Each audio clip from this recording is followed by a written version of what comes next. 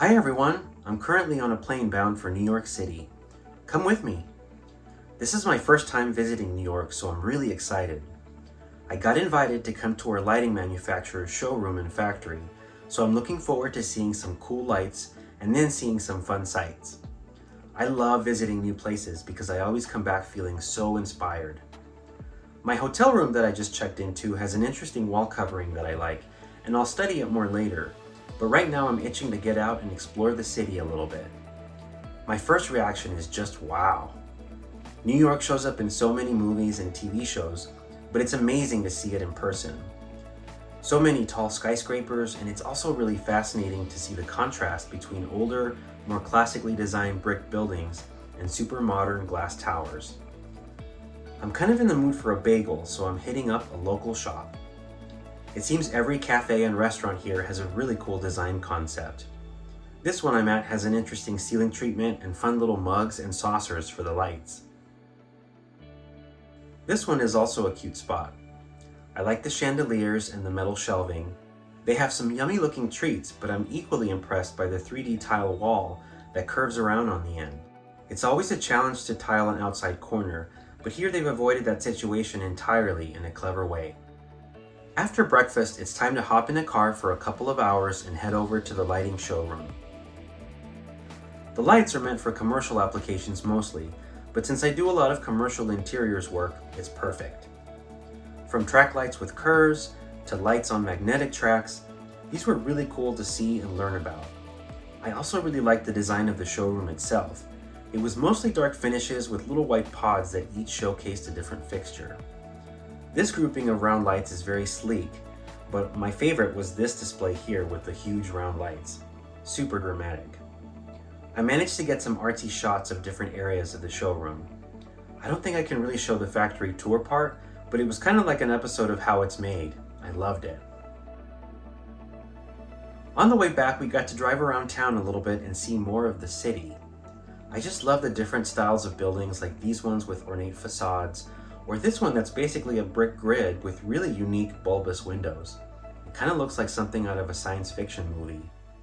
It's really fun to see all the different styles of architecture here. I can't decide which building is my favorite. After checking back into my hotel room for a few minutes, it was time to join the rest of the tour group and hop on the subway. I'd never actually been on a subway before, so I was really excited. I felt so urban. Our destination was Yankee Stadium, where we got to enjoy watching the New York Yankees take on the Boston Red Sox.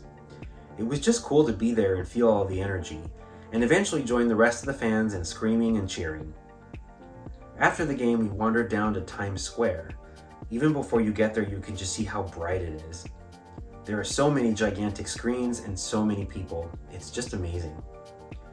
This is one of the places I was excited to see the most because I see it on TV all the time. Super cool. But it's been a long day, so I think it's time to try and get a few hours of sleep. It's morning now, and on the way to our brunch reservations, we're stopping by to see the High Line, which is an elevated park that was built on a former railroad. It's really nice to see all the greenery, and the area we're in has a building that extends over the path. It's a really nice reuse of the space, and I saw many people using it as a walking trail, but there are also places to sit and relax a little bit. One of the things I liked the most was seeing how the pavers transitioned into the planting beds. Rather than it being a harsh transition, the pavers sort of disintegrate into the greenery, which I think is really beautiful. Those same pavers also rise up and morph into benches, which gives them a wonderful sculptural quality. From here, we've ended up at a Restoration Hardware, which confused me for a bit before I was told that they have a rooftop restaurant. This place is super nice with great views of the city, and it's the perfect weather for some al fresco dining.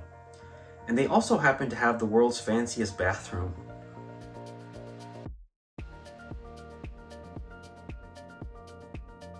After a delicious breakfast including the best bacon ever, we took a cab to the Museum of Modern Art.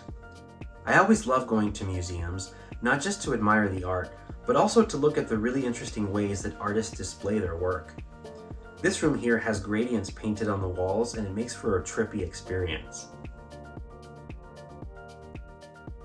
And I like the way this gallery wall is composed, with the image that wraps the corner, frames layered on top of it, and short clips projected on the walls. I might have to borrow a couple of these tricks for my next gallery wall. Just a bit more exploring before it's time to head to the airport. This is a really short trip.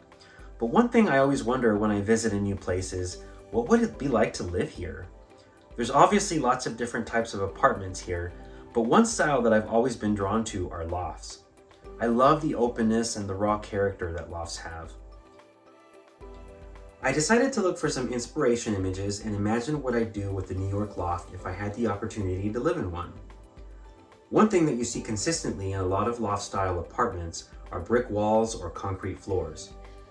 Using these as a starting point, I just started picking things that I think would look great in an industrial space.